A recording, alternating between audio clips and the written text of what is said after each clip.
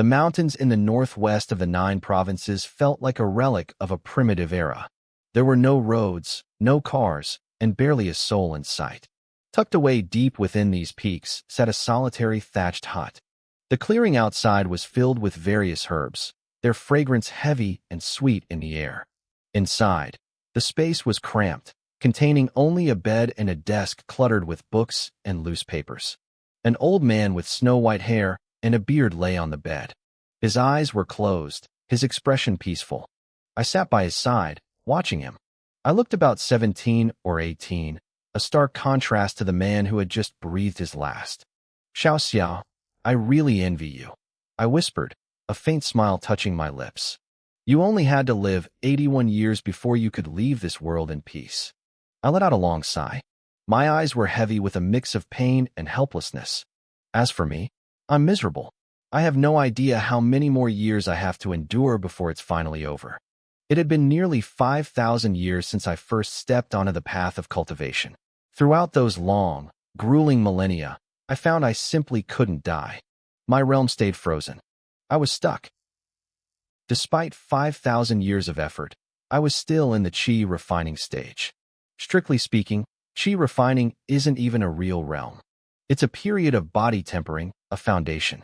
Only after reaching foundation establishment do you truly set foot on the path of immortality. But I was trapped. Over the centuries, I had swallowed tens of thousands of foundation establishment pills, and not a single one had worked.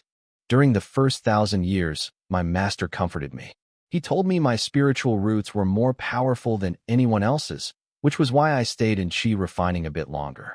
But after a millennium passed, and I still hadn't broken through, even he began to doubt himself. He wondered if I was just a mortal with no spiritual talent at all. But how could a mortal live for 1,000 years without showing a single sign of aging? Eventually, my master successfully crossed his tribulation and ascended to immortality, leaving Earth behind.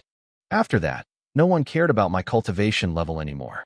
As time flowed on, the spiritual energy on Earth grew thinner and thinner. Nowadays, even if I did manage to break through, I'd never be able to ascend. But I didn't care about becoming an immortal.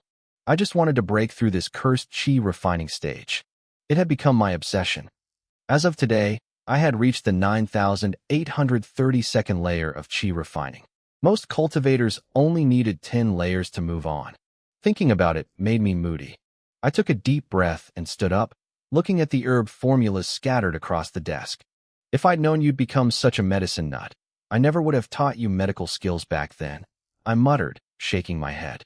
Xiao Xia's dying wish was for me to organize these formulas and take them with me. I had just started when the sound of noisy footsteps reached my ears. I looked toward the window, frowning.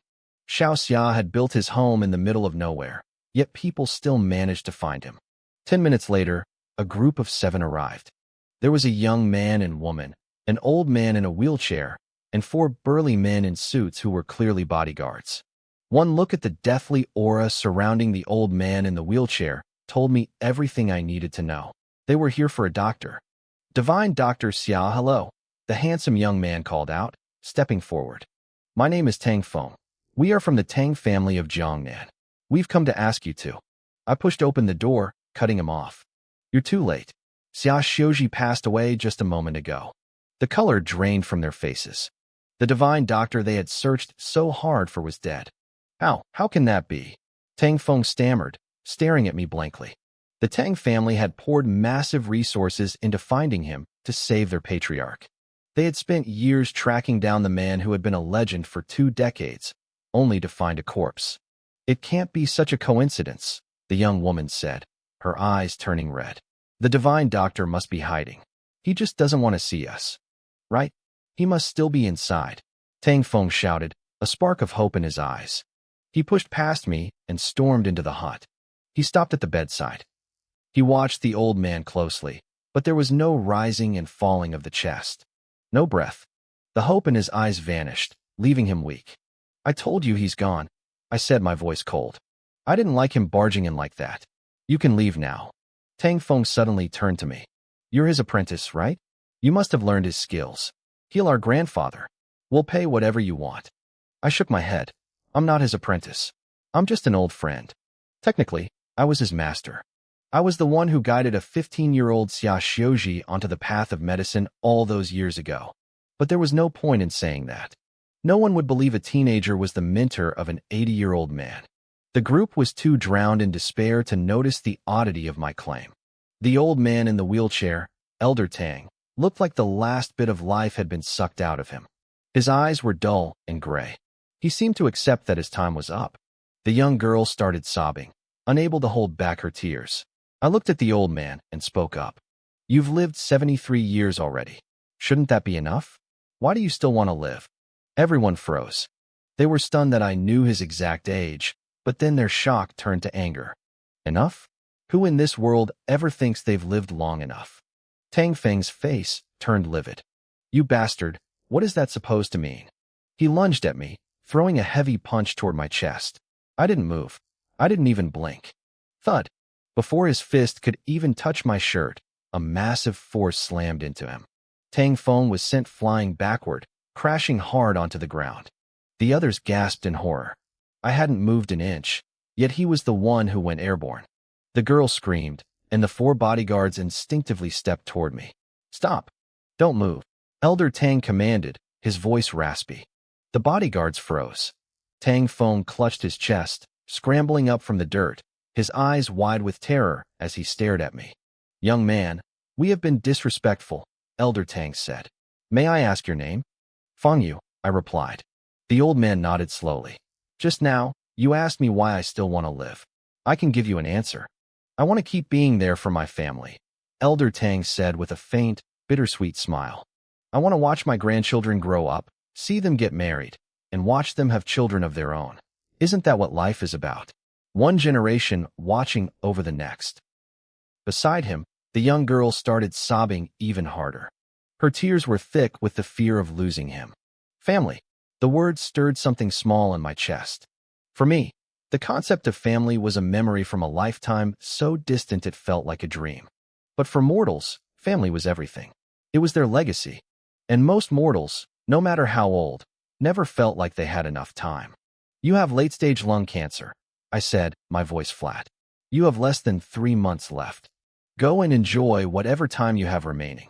I didn't wait for a reaction. I turned around, walked back into my small grass hut, and shut the door. Outside, the Tang family stood frozen. They were speechless. How could I know his exact diagnosis just by looking at him? It was the same timeline the best doctors in the country had given him. To them, there was only one explanation. I had to be the legendary medicine god's disciple. Tang Feng rushed to the door and pounded on it. Master Feng, you are his disciple, aren't you? Please, I beg you, save my grandfather. We'll give you anything. Life and death are predestined. I called out from behind the door. Leave now, or don't blame me for being impolite. You're a healer, Tang Feng shouted, his voice cracking with anger. How can you just watch someone die and do nothing? Fenger, come back, Elder Tang commanded. But Grandpa, Tang Feng's eyes were bloodshot as he turned to the old man. The young man is right, Elder Tang said softly. Life and death are up to fate. If the heavens want me, I cannot stay. Let's go. He looked toward my hut one last time. Young man, I had the utmost respect for old Mr. Xiao. I didn't realize he had passed away. Our intrusion today was disrespectful. I hope his spirit can forgive us. With that, the old man signaled his people to leave. Tang Feng was unwilling, but he didn't dare disobey. On the walk back down the mountain, the atmosphere was suffocatingly grim. No one spoke a word. Tang Feng noticed his sister, Tang Xiaoro, looking deep in thought. Xiaoro, what's on your mind? He asked, frowning. She knit her brows, her voice barely a whisper. I feel like that guy, Feng Yu. He looks so familiar. Like I've seen him somewhere before.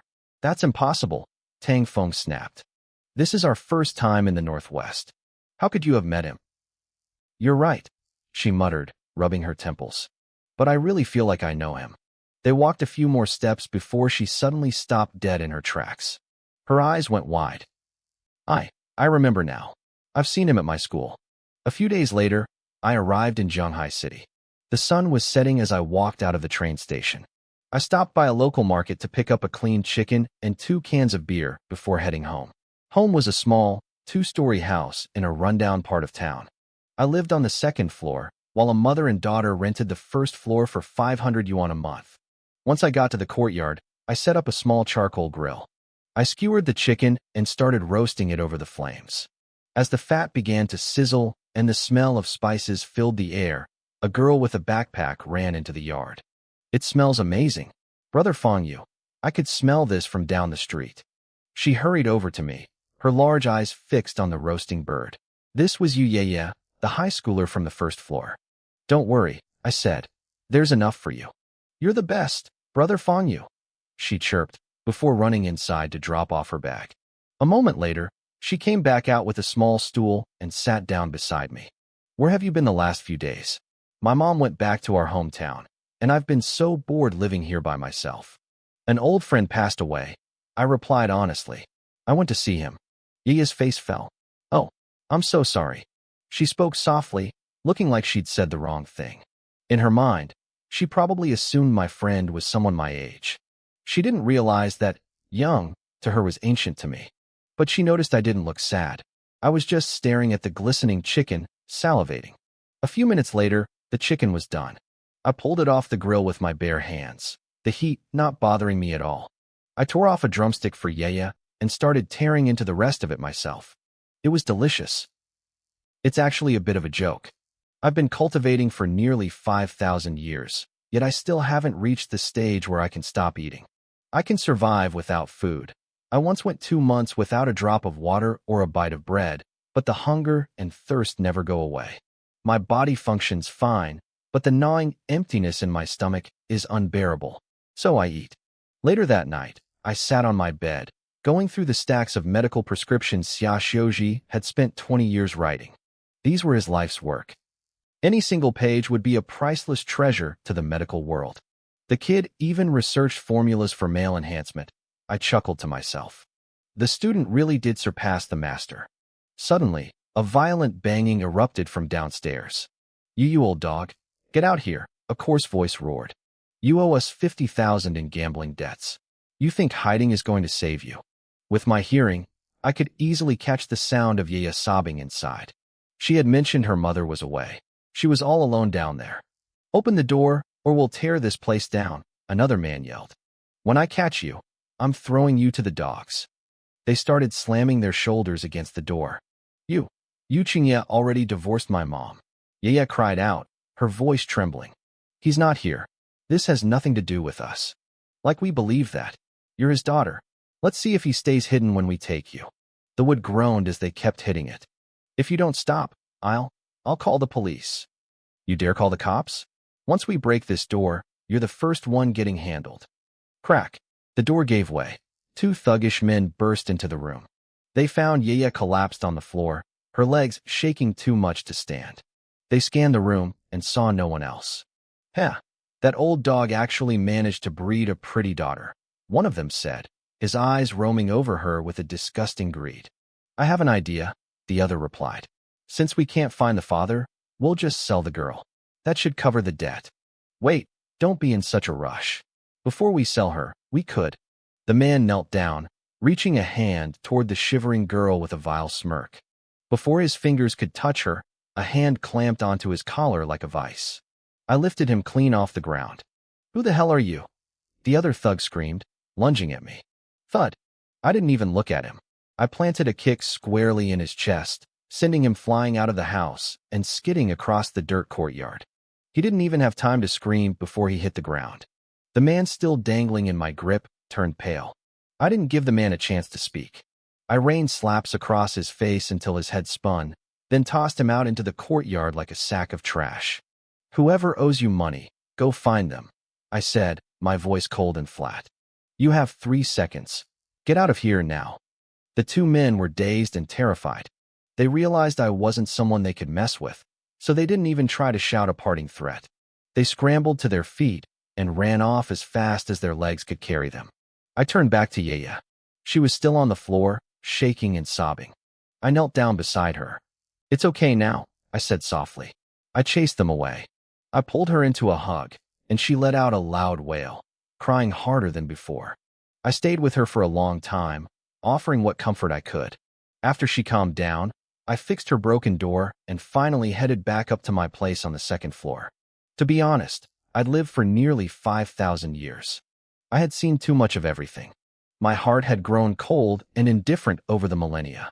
Usually, I looked at the misfortunes of others, like Old Man Tang's illness, with total detachment. I only helped people if I had a personal connection to them, or if I found them interesting. Night fell, and I lay down on my bed. I didn't actually need to eat, and technically, I didn't need to sleep either. I couldn't die, but I could still feel exhausted. Sleep was a habit I kept to stay sane. I had just closed my eyes when I heard a knock at the door. I got up and opened it to find Yaya standing there in a thin nightgown. Her eyes were red and swollen, and her nose was flushed from crying. She looked small and helpless. "Brother Fangyu," she whispered, her voice trembling. "I'm scared to sleep alone. Can I stay at your place?" Aside from her mother, I was the only person she trusted. I hesitated for a second. I only had one bed, but seeing her shivering like that, I couldn't turn her away. "You can sleep in my bed tonight," I said. I can sleep on the floor," she insisted. "You take the bed. It's fine.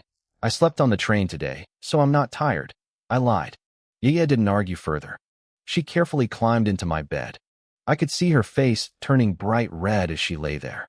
She was probably thinking about the fact that she was in my bed, feeling the warmth I'd left behind. I sat at my desk and started going over a stack of medical prescriptions. Out of the corner of my eye, I saw her watching me. She looked completely lost in thought, wondering how I could fight so well or why I looked so cool throwing those thugs out. Before long, her eyelids grew heavy, and she drifted off to sleep. The next morning, I headed to Jianghai High School. Over the thousands of years, I had attended school more times than I could count. It was a necessity. If I wanted to live among people, I had to act like one. Out of all the professions I tried, being a student was the easiest and most relaxing. I walked into the classroom for Class 2, Grade 3, and took my seat in the corner. I was the loner of the class, quiet, low profile, and friendless. I was pretty sure half the students didn't even know my name. "Did you hear? Tang Xiaoro, the campus belle from the honors class, is transferring to our class." "Is that for real?" "Yeah." The class monitor overheard her talking to the counselor. "She specifically requested our class." "What's going on?" "She's a total goddess." "Why would she come here? Do you think she's interested in one of us?" The gossip buzzed around the room. I found it annoying. "Fangyu, Tang Xiaoro is coming to our class. Why aren't you excited?" My seatmate, a chubby guy named Lu Dong, asked while poking my arm. "I don't even know who she is," I replied. "Why should I be excited?" "Man, you haven't heard of Tang Xiaoro." Lu Dong looked at me like I was from another planet. "She's the daughter of the Tang family from Jiangnan. Her family is legendary, and she has the face of an angel. She's the undisputed queen of this school." The Tang family of Jiangnan. The name sounded familiar, but I just gave a disinterested grunt and leaned my head on the desk to rest. I hadn't slept all night, and I was feeling it. When the bell rang, everyone sat up straight, buzzing with anticipation. Sure enough, our counselor, Huang Hai, walked in followed by a girl. She wore the standard school uniform and had her hair in a simple ponytail. She wasn't wearing a drop of makeup, yet her skin was as white as snow. She was stunning. Even in a basic uniform, she looked like a celestial being. "Starting today, Tang Xiaoro will be joining Class 2, Huang Hai announced with a respectful smile. "Let's give her a warm welcome." The class erupted in applause. The noise forced me to lift my head. I looked at the girl on the podium. It was her. I immediately realized why she had transferred here. Great. More trouble. Tang Xiaoro scanned the room until her eyes locked onto mine in the corner. Her expression brightened instantly. "Counselor, I want to sit with him," she said, pointing toward my section of the room. Everyone followed her gaze. Naturally, their eyes landed on He Donglin, who sat right in front of me. He Donglin was the class hunk, handsome, rich, and the crush of half the girls in school. "Donglin, the Tang heiress is coming for you," his seatmate whispered, nudging him. He Donglin looked confused but proud. Back in 10th grade, he had tried to talk to her and got a warning from the Tang family guards before he could even say hello. He had assumed she was untouchable. But now, right before graduation, she was coming to him? He straightened his back and smoothed his hair, trying to look cool while his heart hammered against his ribs. Nobody even glanced at me or Lu Dong. Why would a goddess care about a shut-in or a fat kid? Tang Xiaoro, do you want to sit with Donglin? The counselor asked warmly. Tang Xiaoro didn't say a word. She just walked down from the podium and headed straight for my row. Donglin's smile grew wider as she approached. He opened his mouth to greet her, but she didn't even blink as she walked right past him. She didn't stop at Donglin. She walked right past him and stopped at the desk behind him. Counselor, Tang Xiaoro said, her eyes locked onto mine. I want to sit with Yu. The classroom went dead silent. My classmates traded stunned looks, their eyes wide. What was happening? Why would Tang Xiaoro want to sit with a nobody like me instead of the class hunk, Donglin? She turned to Lu Dong, my chubby seatmate who was currently frozen in shock. Classmate, would you mind letting me have this seat? She asked. Her voice was soft, gentle, and incredibly sweet. Poor Lu Dong. As a shut-in who spent most of his time gaming, he had never been this close to a girl of her caliber. His face turned bright red. He opened his mouth, but no words came out. I don't want to sit with you, I said, cutting in before Lu Dong could find his voice. A collective gasp erupted from the guys in the room.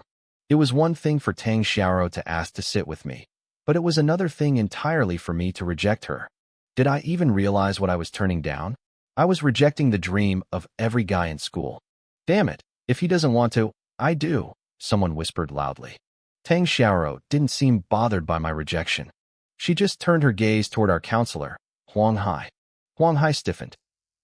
With the Tang family's influence, even the school board directors had to bow to them. If she wanted something this simple, he was going to make it happen. He turned to me, his expression stern. Yu, watch your attitude, Huang Hai snapped. Student Tang just joined our class. How can you speak to her like that? Besides, you and Lu Dong are always whispering in class. I've been meaning to separate you two anyway. It's settled. Tang Xiaoro will sit with Yu. Lu Dong, move to the back of the second row and sit by yourself. Move. Now. I had no choice. A few minutes later, Tang Xiaoro had her wish, and poor Lu Dong was banished to the back of the room, looking miserable and lonely. Student Tang is a top student from the honors class, Huang Hai added, trying to suck up to her. You should all learn from her. For me, this was a disaster. I had spent 2 years laying low in this high school.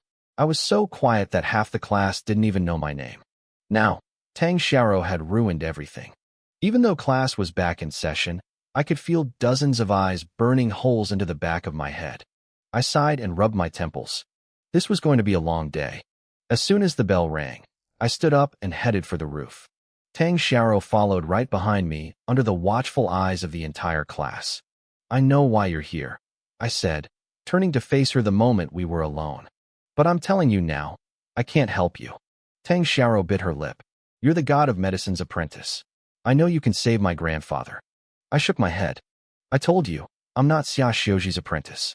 I was his friend. Stop lying to me, she insisted. You saw it with one look. You knew my grandfather had late-stage lung cancer and less than 3 months to live.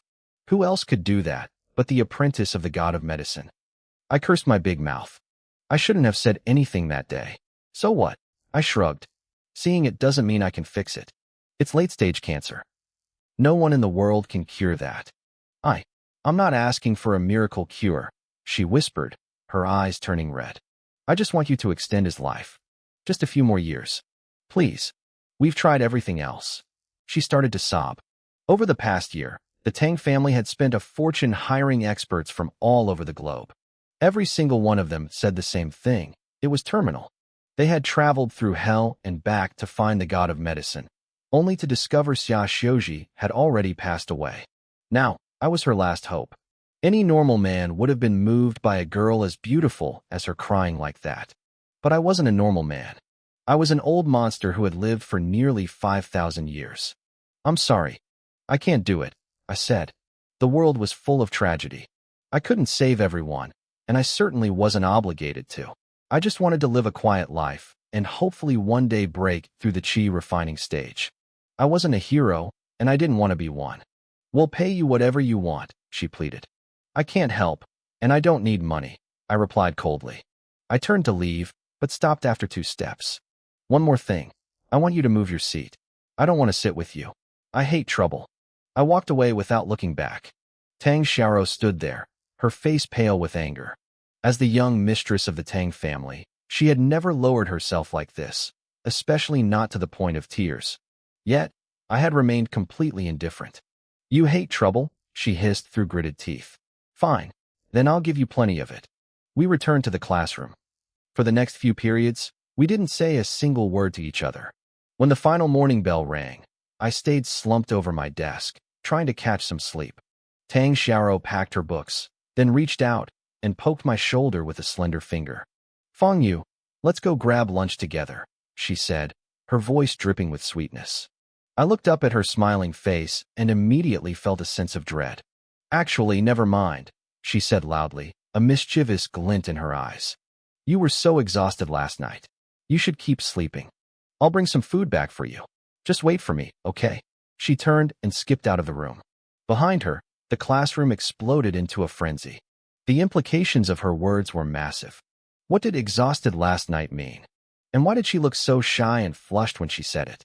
To the rest of the class, it sounded like we had spent the night together. I felt the murderous glares of every guy in the room. Tang Xiaoro was definitely doing this on purpose. She was willing to ruin her own reputation just to make my life difficult. I didn't care. I hated trouble, but that didn't mean I was afraid of it. So what if I became famous in school? So what if a bunch of kids were jealous of me? If a man who had cultivated for 5,000 years couldn't handle a teenage girl's games, I might as well kill myself with a block of tofu. I stood up to find Lu Dong for lunch, but a hand stopped me. Fang Yu, I want to talk to you. Let's step into the hallway. It was He Donglin. He was wearing a threatening smile. Trouble already? I muttered. What is it? Let's talk outside. It's not good to do this in here, he said. I nodded and followed him. He led me to a quiet corner by the stairs. Four other guys, his usual lackeys, followed us and quickly surrounded me. He Donglin looked down his nose at me. Fang Yu, tell me the truth. How do you know Tang Xiaoro? I met her once, I said honestly. But we aren't really acquainted. Not acquainted? He Donglin sneered, his voice turning hostile. Then why did she transfer into this class just to sit with you? I didn't care about the rumors. To me, Tang Xiaoro was just a girl who needed something from me. She's asking for my help, I said simply. He Donglin burst out laughing. Asking for your help? Are you joking? Tang Xiaoro is the daughter of the Tang family. Why would she need anything from a loser like you who's just waiting to die? His four lackeys joined in, their laughter echoing in the stairwell. I just smiled and stayed silent. After they finished laughing, He Donglin's eyes narrowed. Tell me the truth, Fang Yu. Do you have some kind of dirt on her? No, I replied, shaking my head. He Donglin stared intensely at my face, searching for a lie. I didn't bother responding further.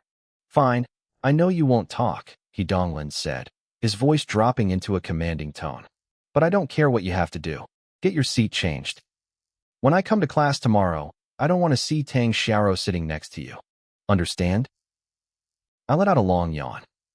I'll try my best. Can I go now? I'm hungry. You can go, He Donglin sneered. But remember what I said. Otherwise, don't blame me for forgetting we've been classmates for 2 years. He Donglin was famous for being arrogant in class too, because his family had money. Nobody dared to provoke him. To him, someone as invisible as me was just a piece of trash who posed no threat. As I walked away, one of his lackeys, Hu Tao, whispered to him, Brother Donglin, do you think he'll actually listen? I'm sure he has dirt on her. If we can get it out of him, you could make her do whatever you want. Don't worry, He Donglin said coldly. There are too many people at school right now to make a scene. If that trash doesn't listen, there will be plenty of chances to talk to him later. Old Kai was waiting for me at the classroom door. When he saw me return in one piece, he let out a massive sigh of relief. Fang Yu, if He Donglin calls you out alone again, don't go. Even if you have to die, don't go. That guy is dangerous, Old Kai warned. Oh, I nodded. You don't get it, Old Kai said, getting anxious. His family owns a construction company. His dad is very powerful in Zhanghai City. Common people like us can't afford to mess with him. I didn't say anything. During the afternoon break, I went to the office to ask my counselor, Huang Hai, for a seat change. Huang Hai exploded instantly. Fang Yu, do you think you own this school? You think you can just move whenever you want? Besides, look at yourself. You're lucky to sit with someone like Tang Xiaoro. Stop being ungrateful. It was clear that Tang Xiao's presence carried way more weight than mine. A seat change was impossible. Fine then. I wouldn't move. I went back to my seat. For the rest of the afternoon, He Donglin and Hu Tao kept turning around, sending threatening glares my way. I ignored them. When the final bell rang, Tang Xiao packed her bag and smiled at me. See you tomorrow, Feng Yu. I'll make sure to help you study hard from now on. I pretended I didn't hear her, but everyone else did. Before leaving, He Donglin walked up to my desk. Feng Yu, don't forget what I told you this morning. Otherwise, I didn't even let him finish. I stood up and walked right past him. He Donglin's eyes flashed with murderous intent. A piece of trash actually dared to ignore him? Brother Donglin, should we follow him and teach him a lesson? Hu Tao asked. He Donglin raised a hand. No need. Since our classmate Feng Yu doesn't want to move, we'll just have to help him move ourselves. Near the urban village where I lived, there were a few small hills. At the foot of one, I had a small vegetable garden. I grew my own greens there and came by every 2 days to water them and harvest food for dinner. It was a normal evening. I grabbed 2 buckets and headed toward a nearby stream to get water. But as I dipped my buckets in, I noticed something wrong. The usually clear water was stained with a dark, reddish-black liquid. Then, the smell hit me. The metallic scent of blood. Great. The water is contaminated, I muttered, frowning. I stood up and followed the stream uphill. After crossing a small slope about 30 meters away, I saw a woman. She was wearing a tattered black office suit, clutching her left arm, and staggering along the bank. Blood was dripping from her arm directly into the water. When she saw me, her eyes lit up with desperate hope. Help me. Jirume, Miss Yang wants you dead. No one can save you today. A heavy male voice boomed from behind her. 2 men in black suits and sunglasses emerged, trailing her by about 20 meters. Both were holding silenced pistols. I wasn't looking to get involved in someone else's drama. I turned to leave, but the men spotted me. Who are you? One of them shouted, leveling his gun at my chest. I sighed. What kind of day was this? I'm just a passerby. Don't worry, I didn't see or hear a thing. Hearing my words, the injured woman felt the world go dark. She was devastated. The 2 men, however, exchanged a cold look. They couldn't let witnesses live. In a place this remote, killing 1 person or 2 made no difference. Kid, blame your own bad luck, the man said, pulling the trigger. Phut! The bullet flew straight toward my heart. In a flash, I vanished from where I stood. The bullet hit nothing but air. Why do you have to provoke me? My voice echoed in the air. I just wanted to water my vegetables. Before the men could even react, I appeared less than a meter in front of them. I swung my right hand in a sharp slap. Crack. The first man's head twisted a full 180 degrees. His features distorted as he collapsed backward, dead before he hit the ground. His partner screamed in terror and tried to run. I didn't give him the chance. I threw a single punch. A moment later, he hit the dirt, his eyes bulging with pure horror. 5 seconds ago, they were alive. Now, they were corpses. My expression didn't change. I hadn't planned on fighting, and I had promised to stay quiet. But they chose to silence me. That left me with no choice. If you don't touch me, I won't touch you. If you do, you're finished. I turned toward the woman. She was staring at me, her eyes wide with shock. She couldn't process how 2 professional killers had been wiped out so effortlessly. Was I even human? She had lost too much blood. Between her injuries and the sheer shock of what she just witnessed, her brain shut down. She slumped over and fainted. I walked over to the unconscious woman. Despite the blood and dirt on her face, she was stunningly beautiful. But that wasn't what caught my attention. There was something else about her. The woman's face looked hauntingly familiar. She shared about 70 or 80% of her features with a female friend I had known many years ago. I wondered if she was a descendant or if it was just a statistical fluke. With billions of people on Earth, faces were bound to repeat eventually. Still, because of that resemblance, I decided to save her. 10 minutes later, I had her wounds bandaged and the bleeding stopped. I called an ambulance and slipped away before it arrived. By the time the paramedics loaded her up, I was already gone, walking home slowly with my fresh vegetables in hand. Across the city, in the Yang family estate, a stunning woman in a silk nightgown leaned back in her study, watching the night sky. Her phone buzzed. She frowned and picked it up. Miss Yang, the mission failed, a cold voice reported. Ji Rume was sent to the hospital. The Ji family has her under heavy guard now. We won't get another shot anytime soon. I only want to know why you failed, Yang Ingzhu said, her voice dripping with lethal intent. Nothing else. We're still investigating. Our 2 assassins successfully took out her bodyguards and forced her to jump from the car near Jianan village. Then, we lost contact with them. By the time we found the location, she was gone. Yang Ingzhu narrowed her eyes. Someone had intervened. Someone outside of her calculations had saved Ji Rume.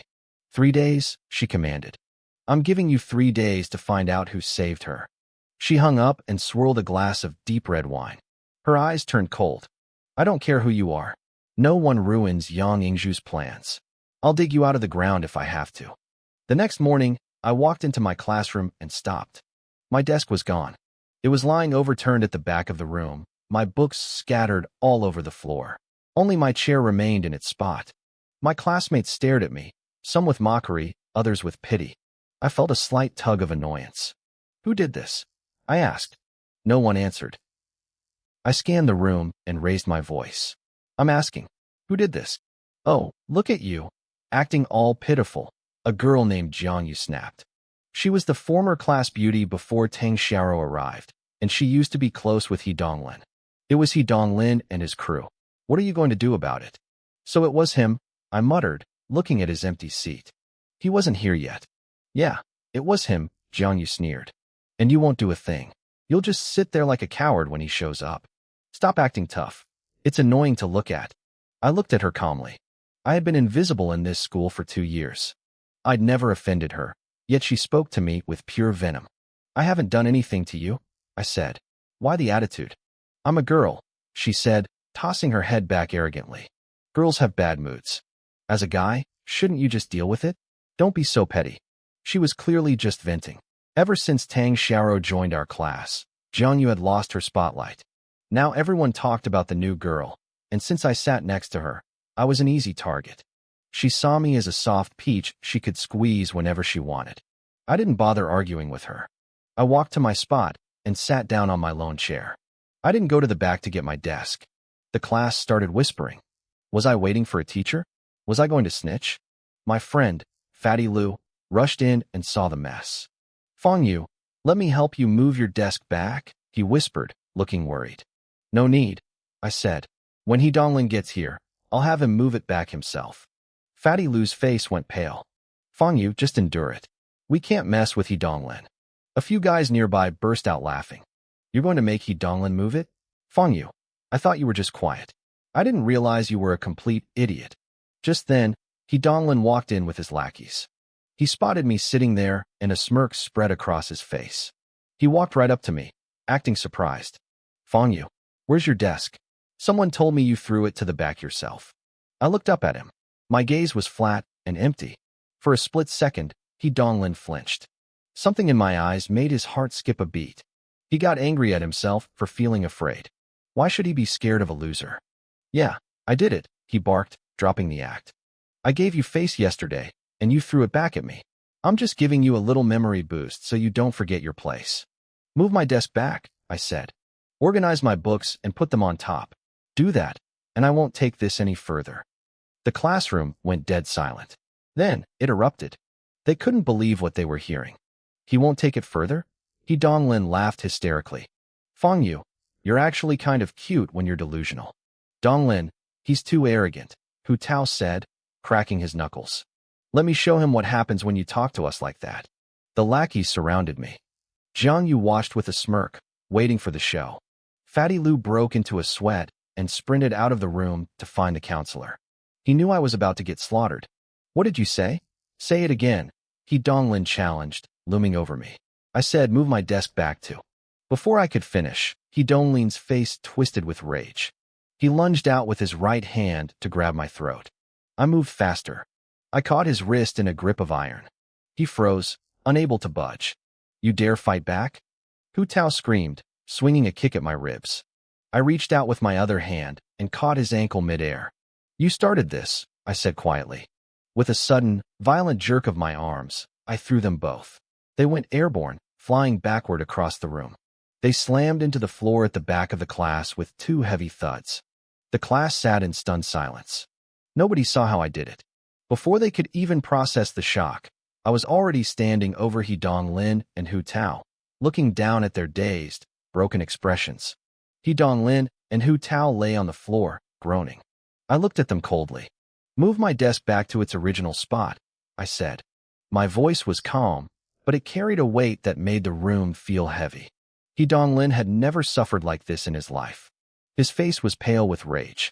"Fangyu, you actually dared to lay a hand on me. I'll make you regret this." He tried to scramble up, but I wasn't finished. I grabbed his right hand and gave it a slight squeeze. A sharp crack echoed. He let out a blood-curdling scream, his face twisting in agony. "Move my desk back," I repeated. He looked at me, eyes wide with terror. He seemed paralyzed by shock. "I'm only going to say this one last time. Move my desk." The classroom was deathly silent. My classmates stared at me like I was a stranger. Nobody expected the invisible, quiet Fangyu to be this lethal. He Donglin's face went from pale to a deep, angry red. The other lackeys who had been ready to jump in were now frozen in place. They didn't dare move an inch. Suddenly, footsteps hurried toward the door. "Counselor, hurry. If you're too slow, Fangyu is going to be in the hospital." It was Fatty Lu's voice. Huang Hai burst through the back door with Fatty Lu right behind him. They stopped dead. Instead of seeing me beaten to a pulp, they saw me holding He Donglin's hand while he whimpered on the floor. Fatty Lu's jaw dropped. This wasn't the scene he had imagined at all. Huang Hai's face turned iron blue. "What is going on here? Are you trying to flip this school upside down?" She rushed over and pointed a trembling finger at me.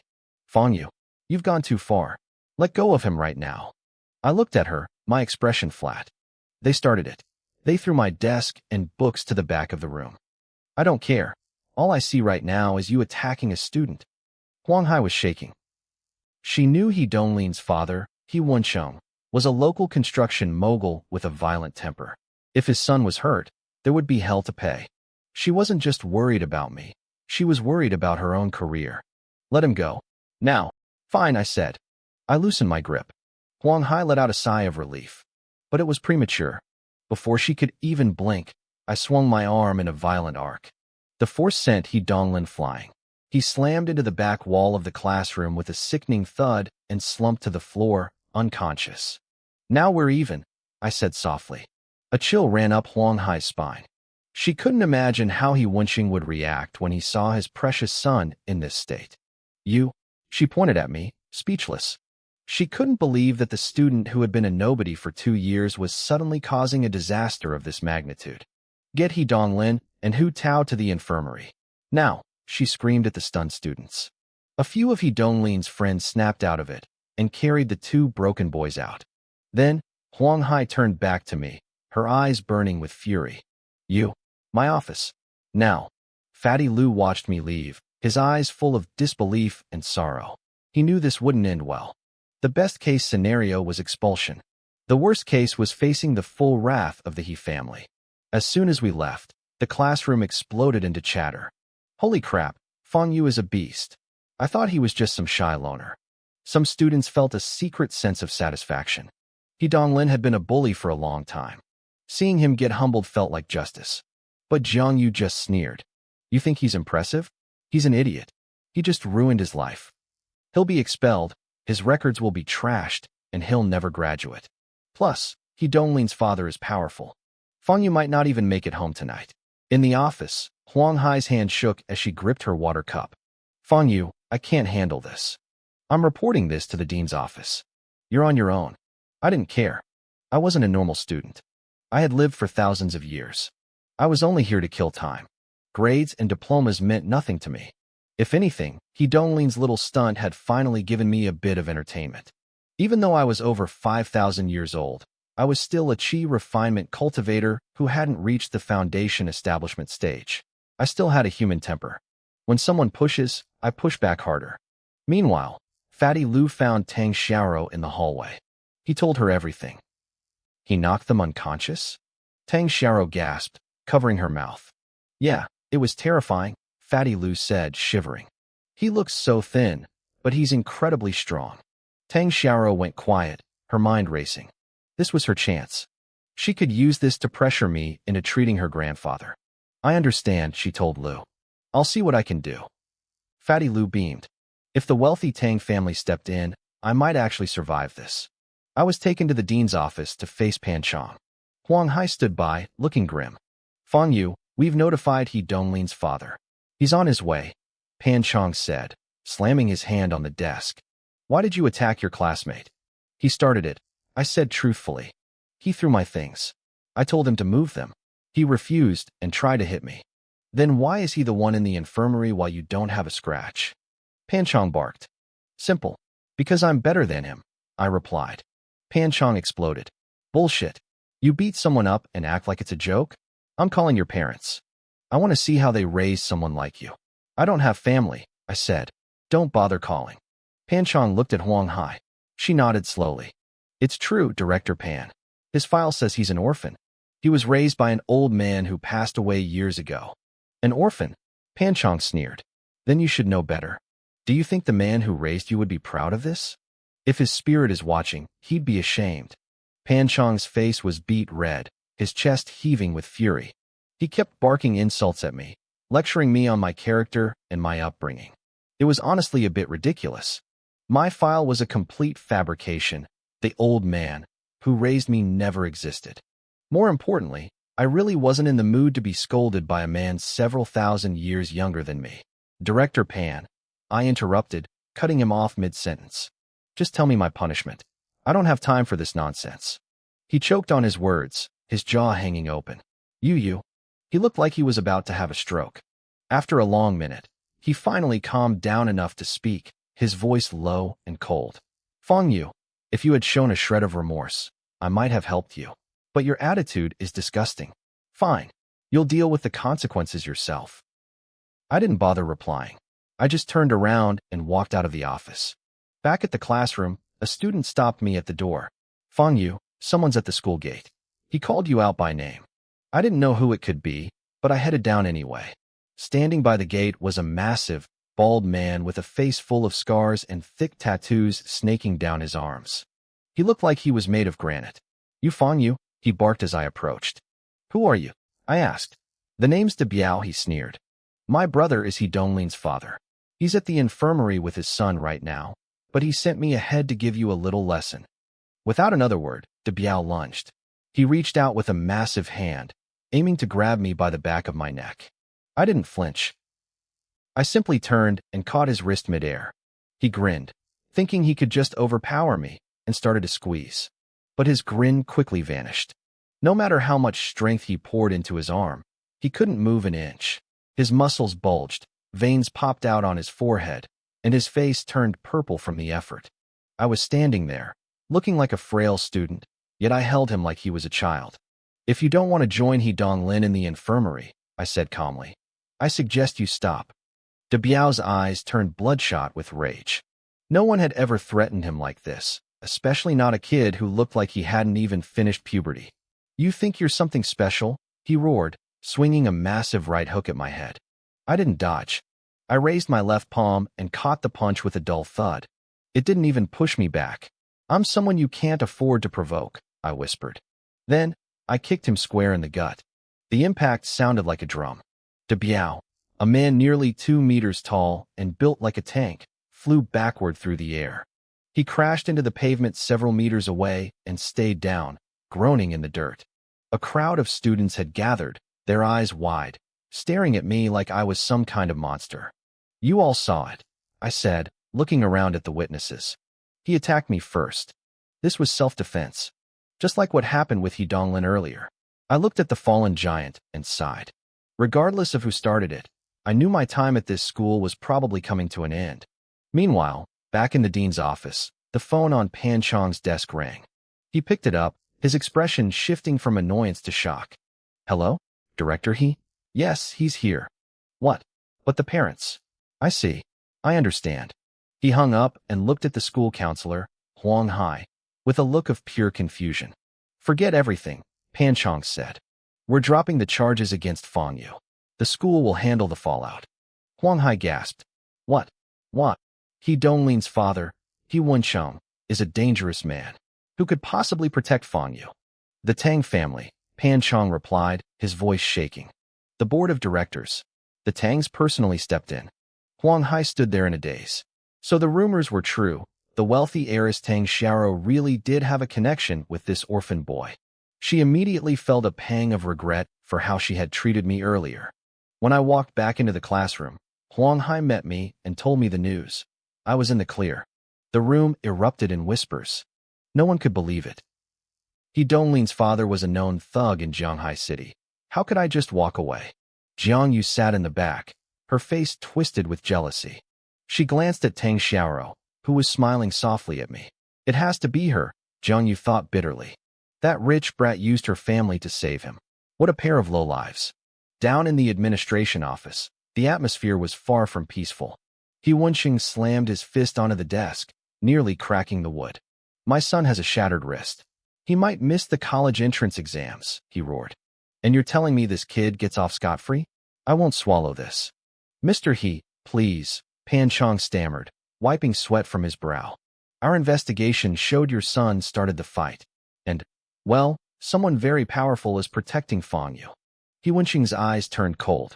He was a man who ruled the streets of Jianghai. If he let a high schooler humiliate his family like this, he'd be the laughingstock of the city. Fine, He Wenxing hissed, standing up. You won't punish him? Fine. I'll see how long you can protect him. He's going to disappear. He stormed out, a dark, murderous plan already forming in his mind. Back in class, I could feel Tang Xiaoro watching me again. It was getting annoying. I turned to her, my expression flat. Do you expect me to thank you? I asked. She blinked, startled. You should. If I hadn't stepped in, you'd be expelled right now. And why do you think I had to fight in the first place? I countered, staring directly into her eyes. She blushed and looked away. How should I know? If you hadn't transferred here and forced yourself into the seat next to me, I wouldn't be in the spotlight, I said, my voice cold and fast. He Donglin wouldn't have been jealous. He wouldn't have provoked me, and I wouldn't have had to break his arm. You've caused me permanent damage. Now everyone knows who I am. Even if I'm not expelled, the trouble won't stop. I leaned in closer. I told you, I hate trouble. So please, leave this class. Stop sitting next to me. Tang Xiaoro looked like she'd been slapped.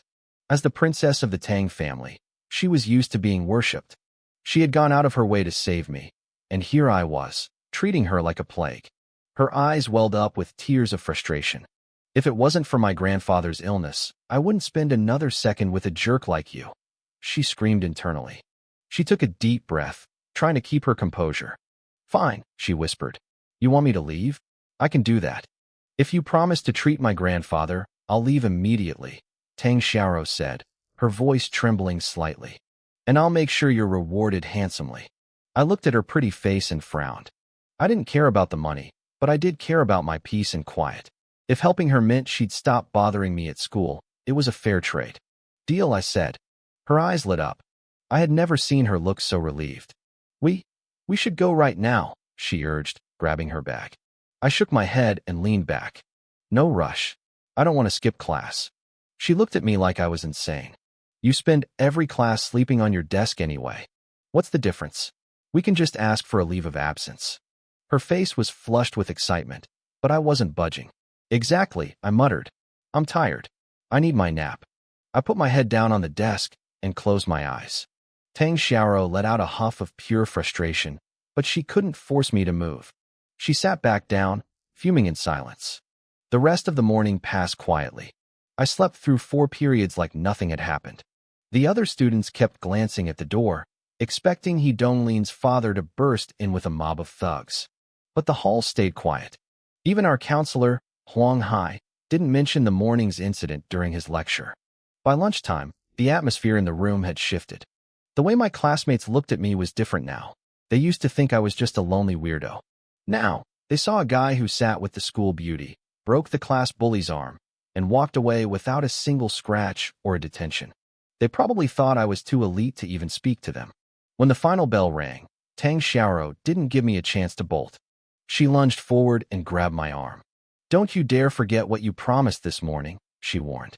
Let go, I said calmly. People will get the wrong idea. She blushed deep red and snapped her hand back, biting her lip. I could tell she was cursing me out in her head. To her, I was probably the most ungentlemanly jerk she'd ever met. We left the classroom one after the other, keeping a safe distance between us as we walked toward the school gates. The moment we stepped outside, I felt it. Hostile glares. A van was parked right across the street. Several burly men were leaning against it, smoking and looking tough.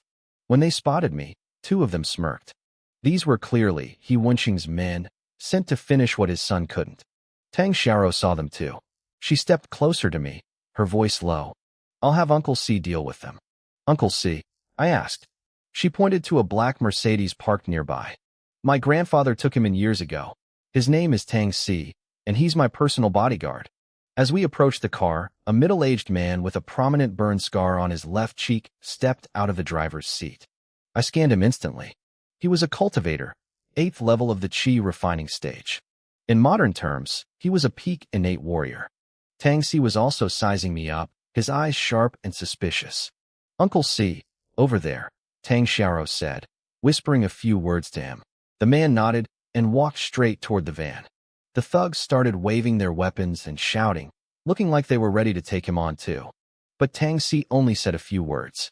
Suddenly, their faces went pale. They bowed, apologized profusely, and scrambled into the van, peeling away in seconds. Your uncle is a decent fighter, I remarked as I climbed into the back seat. Tang Xiao looked proud. Uncle C is an 8th stage innate warrior, certified by the Martial Arts Association. Oh, they have stages now? I asked. There are 12 stages for innate warriors, she explained, her eyes shining. Anything above 8 is elite. Once you get past 12, you become a great martial master. When I was little, I even shook hands with Grandmaster Gu. I did the math in my head. If one stage equaled one level of Qi refining, and a Grandmaster was basically just someone at the Foundation Establishment stage, that meant I was currently a 9,832nd stage innate warrior. That sounded pretty impressive, actually. Tang Si got back in and started the engine. He caught my eye in the rearview mirror. Miss, who is this? This is the disciple of the medicine god we met out west, she said. His name is Fong Yu. He's in my class. Not for long, I added. Tang Si's eyebrows shot up. He looked at my plain clothes and my bored expression. To him, I looked like the most ordinary high schooler on the planet. I could see the distrust growing in his eyes. He probably thought his young mistress was being scammed. Tang Xiao didn't notice. She was in a great mood, chatting away about her childhood stories. I wasn't really listening, giving her one-word answers as I watched the city fly by. 30 minutes later, we pulled into the most expensive villa district in Shanghai City. The Tang estate was massive, at least 20 times larger than my little place. It was all classical architecture and high-end luxury. We walked through a courtyard filled with ancient bonsai trees and past a private lake before reaching the main living room. A maid greeted us. Miss, you're back. Where's Grandpa? Tang Xiao asked urgently. He's currently being examined by specialists from Yinqing. A woman's voice called out from the sofa. I looked over. A middle-aged woman in expensive jewelry was sitting there. This was Liang Rong, the wife of Tang Xiao's eldest uncle. Xiao, why did you bring a classmate home without introducing him? Liang Rong asked, her eyes narrowing as she looked at me. This is Fong Yu, Tang Xiao said. The medicine god's disciple I told you about. So, you're Fong Yu. Liang Rong stood up, looking me up and down with a cold, mocking smile. I just nodded. I didn't feel like talking. Are you sure you're the medicine god's disciple? She challenged. Deceiving the Tang family carries consequences you can't afford. I'll give you one chance. Admit you're lying now, and I might let you leave in one piece. She clearly didn't believe a teenager could be a legendary healer. She figured I was just some kid trying to climb the social ladder by getting close to the Tang family princess. Tang Xiao panicked. Auntie, I invited him here to treat Grandpa. Treat him? With what? A backpack full of homework. Liang Rong laughed. Xiao, you're too naive. This boy is a fraud with an agenda. I looked at Tang Xiao and shrugged. Actually, I told you before. I'm not the medicine god's disciple. Liang Rong's smirk widened. See? He finally admits it. Strictly speaking, I said, a small smile playing on my lips, the medicine god, Xia Xiuji. is actually my disciple." The room went dead silent. Everyone looked at me like I had finally lost my mind. The servants, the bodyguards, and even Tang Si, who stood behind me, looked stunned. They probably thought I had snapped under the pressure of being exposed. To claim that the legendary medicine god was my disciple was beyond insane. He was an icon who had been famous across the entire country long before I was even born. "Pure nonsense," a sharp voice barked. A middle-aged man in a suit and glasses walked out from a back room. His face was dark with rage. This was Tang Mingda, the head of the family. "Xiao," he said, his voice cold. "Last time you and Fenger came back, you told me you found the medicine god's disciple. I actually held out hope. I thought maybe my father had a chance. I didn't expect you to bring home a lunatic." Tang Xiao whispered a greeting, her voice trembling. Tang Mingda ignored her and fixed his glare on me. "Tell me, who sent you to infiltrate the Tang family? Tell the truth, and we might let you walk away. Otherwise, you aren't leaving this house." Tang Xiao's eyes welled up with tears. She had brought me here to save her grandfather, but everything was spiraling out of control. Seeing that I wasn't talking, Tang Mingda gave Tang Si a subtle nod. Tang Si stepped forward immediately. "Uncle Si, don't!" Tang Xiao cried out. She knew Tang Si was an 8th stage innate martial artist. If he struck me, a normal student would be lucky to survive. "Kid, one last chance," Tang Mingda growled, his brow furrowed. "Who sent you? What is your goal?" The Tang family was a top-tier powerhouse. They had enemies everywhere, in the light and in the shadows. For a man like Tang Mingda, it was better to kill 100 innocent people than to let one threat slip through. I shrugged, looking him in the eye. "I told you the truth. It's not my fault you don't believe me." My fearless attitude was the final straw. Tang Mingda's expression turned icy. "It seems you won't talk until you see your own coffin." Tang Si reached out to grab me. "Stop!" A frail, aged voice echoed from the second floor, followed by a heavy fit of coughing. We all looked up. An old man in a wheelchair was being pushed to the edge of the stairs by a servant. "Grandpa," Tang Xiao shouted, "I am willing to let young brother Fong you treat me," Elder Tang said, looking down at his son. Tang Mingda's face paled. "Dad, we can't just play around with your health. Even if this kid doesn't have bad intentions, look at his age. It's impossible for him to be a doctor." Beside the wheelchair stood a man in a white coat, Chun Jingxing, a lung cancer specialist brought in from Yin City. "Mr. Tang is right," Chun Jingxing added. "Elder Tang, your cancer is in the late stages, but you can't just trust any random person off the street. That's the same as giving up on life. If you follow my chemotherapy plan and stay positive, we can still extend your lifespan." Elder Tang shook his head slowly. "Even with your professional help, I'll only get another 3 months. I've seen what young brother Fong you can do with my own eyes. I trust him. Do not interfere." Tang Mingda opened his mouth to argue, but the look in his father's eyes silenced him. The old man was in such a fragile state that upsetting him further might literally kill him. "Fine," Tang Mingda conceded. "I'll let him examine you. But Dr. Chun and I must be present." That was his bottom line. Elder Tang looked at me. "Young brother Fong you. Does that work for you?" I stretched my arms and let out a long yawn. "No problem. Let's get this over with." My lazy demeanor didn't win me any fans. Tang Mingda looked disgusted, and even Tang Xiao started to look doubtful. I didn't look like a savior. I looked like a kid who wanted a nap. A few minutes later, we were in the study. I pulled up a chair and sat in front of the old man. Tang Mingda and his team stood less than 5 meters away. He had even brought in 2 extra bodyguards just in case I tried anything. I reached out and grabbed Elder Tang's right wrist to take his pulse. Chun Jingxing let out a quiet, mocking snort. To a modern specialist, pulse reading for lung cancer was a joke. But he couldn't see what was actually happening. As my fingers touched the skin, I sent a thread of true qi into the old man's meridian system. I let it circulate through his entire body to map out the damage. Normally, only high-level masters could project qi like that.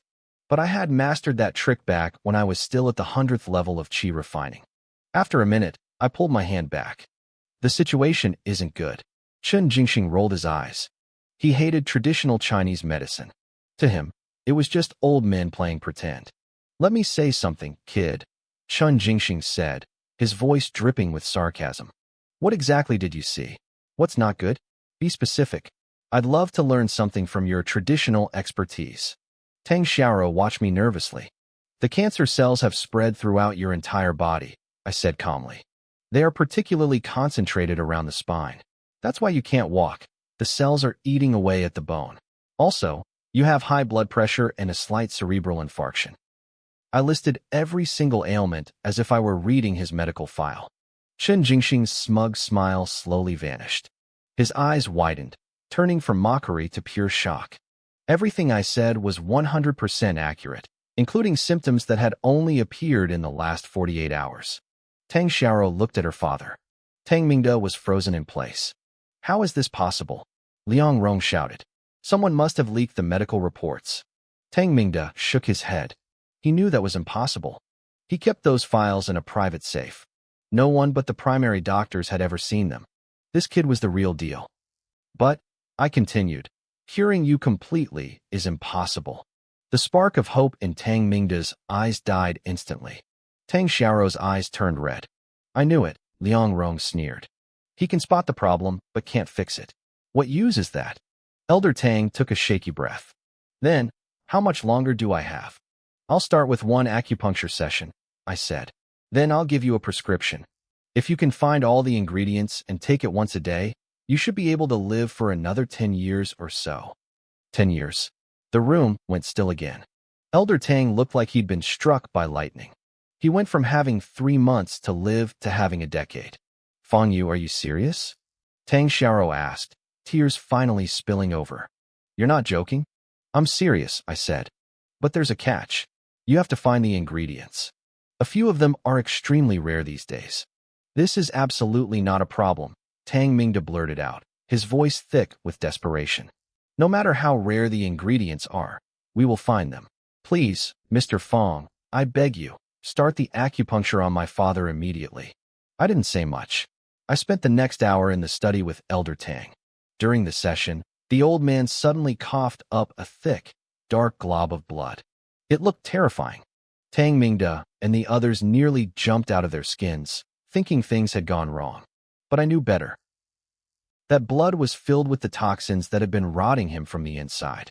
As soon as he spat it out, the old man's entire posture relaxed. A faint, healthy flush returned to his pale face. Chen Jingxin rushed forward with his professional equipment to check the vitals. His eyes nearly popped out of his head. Every single dangerous indicator had dropped significantly. At that moment, Tang Mingde's doubts vanished completely. His father had taken countless expensive medicines for years, and none of them had achieved in months what I had done in an hour. Chen Jingxin didn't even try to save face. He muttered a pathetic excuse and slunk out of the Tang villa like a kicked dog. Liang Rong still looked like she wanted to complain, but she didn't dare open her mouth again. As I prepared to leave, Tang Mingde walked me to the door, his attitude completely transformed. Divine Physician Fang, please, forgive my earlier rudeness. I hope you won't hold my ignorance against me. I waved it off. I didn't care about his apologies. He pulled out a checkbook and handed me a slip. It was blank. This is a token of my gratitude. Write whatever amount you want. It's for saving my father's life. The money isn't important, I said, glancing over at Tang Xiaoro. I just hope your daughter doesn't forget what she promised me. Tang Mingde blinked, then let out a hearty laugh. You two have a private deal? That's good. You're both young. You should definitely spend more time together and communicate. He clearly thought I was some once-in-a-century genius and wanted his daughter to get close to me. He couldn't have been more wrong. It's not really a deal, I corrected him. I just want her to stay away from me. After I left, Tang Mingde stared at his daughter with a strange expression. Tang Xiaoro was beautiful and had a line of suitors out the door, yet here I was, treating her like a plague. Xiaoro, you must have been too spoiled and arrogant, Tang Mingde sighed. You've clearly annoyed the divine physician. I haven't, she huffed, her face turning red. It's just that Fang Yu hates trouble, so he. She trailed off, watching my retreating back. Tang Mingde sighed again, full of admiration. He told her he had never seen a young man so calm, so indifferent to wealth and power. He was amazed that I didn't even blink at a blank check. He even said he wanted to meet my parents to see how they raised such a monster. Compared to him, Tang Mingde told her, you and your brother are miles behind. You need to work harder to become his friend. A man like him is not meant for a small pond. I didn't hear any of that.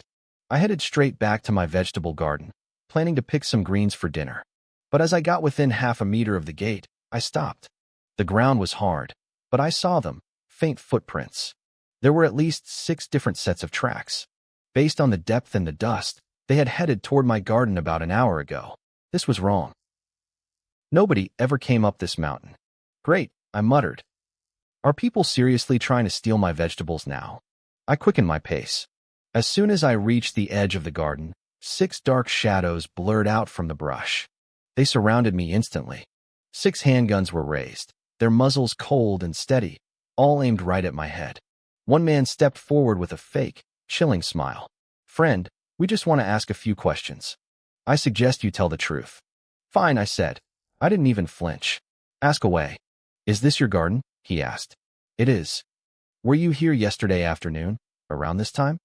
Yes, I replied. I already knew exactly why they were here. The man narrowed his eyes. Did you see a woman? I did. The men exchanged looks. I could feel the killing intent rising in the air. And did you save her? The leader asked, his finger tightening on the trigger. Strictly speaking, I didn't save her, I said with a thin smile. Your partners tried to kill me. I just killed them in self-defense. The leader's face went cold. Thanks for being honest. Goodbye. Bang. He pulled the trigger. At a distance of less than 10 meters, a bullet to the forehead is a death sentence for any human. But I wasn't exactly a normal human. I tilted my head just an inch, and the lead whistled past my ear. I already told you. My voice drifted into their ears like a ghost's whisper. Your friends died because they tried to kill me. Why are you making the same mistake? The 6 men panicked. They spun around, guns waving wildly, but I was already gone. I wasn't in front of them anymore. I was everywhere.